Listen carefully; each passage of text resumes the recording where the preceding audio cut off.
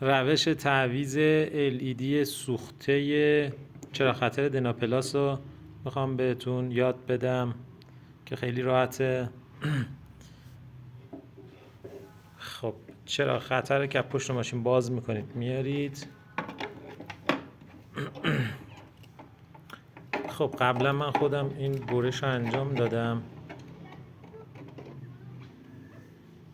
به این شکل بوده که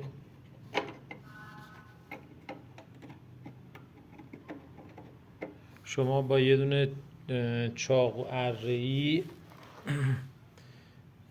یا سنگ فرس میتونید این برش رو بدید به این صورت که از این قسمت و پشت مهره یک مقدارم جلوتر که به این چارسو پیچ چارسو دسترسی داشته باشیم، برش که میدید راحتی این ازش جدا میکنید.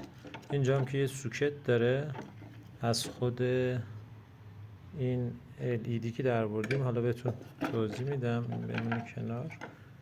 خب ببینید بعد LED این شکلی داخل این بوده. این هم همون سوکتیه که گفتم بهتون، سوکت وصل بود بهش این شکلی. برش که زدید بازش میکنید، سوکت هم که ازش جدا میکنید و به این صورت با یه دونه چاقو اینجا تصویر درست بشه. خب این از جاش میاد بیرون مزید من.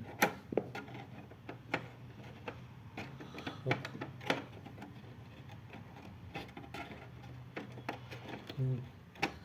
یه دستی مقدار سخته در آوردنش.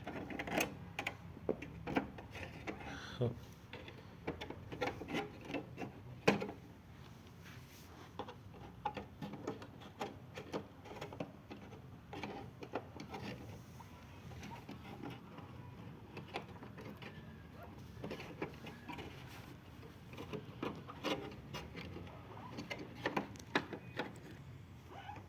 خب اینجوری که گرفتید اینو به این صورت ازش در میارید، میرید یه دونه LED میخرید. حالا اگه این نمونهش رو پیدا کردید تو بازار که چون من هنوز نخریدم باید برم ببینم هست یا نه، یا اینکه LED توی الکتریکی ها میفروشن، LED 12 ولت میگیریم روی این بورد چسب میزنیم رو همین بورد LED ها رو، بعد جا میزنیم خیلی راحت. حالا با اونم هویه میکنیم و بعد که جا خورد میذاریم سرجوش رو. دورش هم یه چسب